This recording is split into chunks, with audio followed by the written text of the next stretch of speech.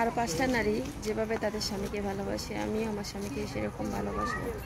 চেষ্টা করবো যেন আরও ভালো রাখার জন্য, যেন কখনো বলতে না পারে আমি আমার বউয়ের সাথে খারাপ আছি। দর্শক আসসালামু আলাইকুম, সবাইকে স্বাগত জীবন গল্প অনুষ্ঠানে। ক্যামেরার সামনে দাঁড়িয়ে আছে একজন নীল পরী, তার সাথে কথা বলবো, জানবো তারই গল্প।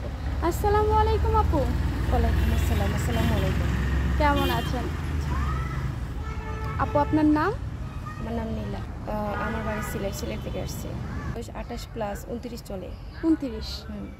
আপু পরিবারে কে কে আছে? পরিবারে ছোট ভাই, মা আর একটা বেবি আছে। বেবি আছে। হাজব্যান্ড মারা যায় নাই, হয়তো বা আল্লাহ তাআলা এখনো বাঁচিয়ে রাখছে, আছে কিন্তু অন্য কারোর সাথে। অন্য কারোর সাথে সুখে আছে? জি। কতদিন সংসার করেছিলেন? 6 মাসের। 6 মাসের সংসার, 6 মাসের মধ্যে বেবি কনসেপ্ট করেন।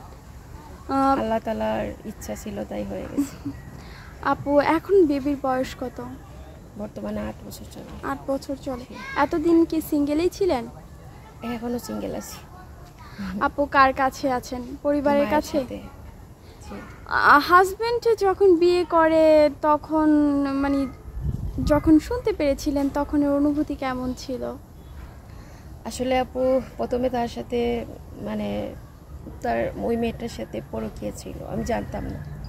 তারপরে আমার সাথে সংসার ভেঙে ওই মেয়েটাকে বিয়ে করছে, তখন তো অনেক খারাপ লাগছে, যা বলার বাইরে। আপু এখন আমাদের ক্যামেরার সামনে কেন এসেছেন?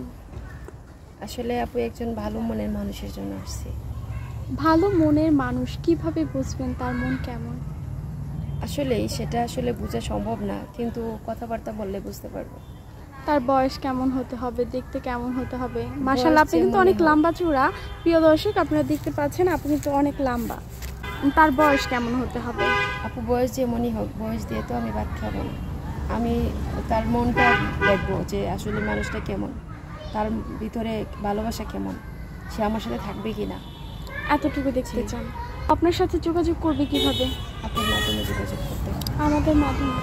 প্রিয় দর্শক, ওনার নাম নীলা, উনি এসেছে সিলেট থেকে। ওনার বর্তমান বয়স 28-29 বছর, বিয়ে হয়েছিল ডিভোর্সে। কেউ যদি নীলা আপুর সাথে যোগাযোগ করতে চান, স্ক্রিনে একটি নাম্বার দেখা যাচ্ছে, এই নাম্বার ইমো হোয়াটসঅ্যাপ দুটোই আছে।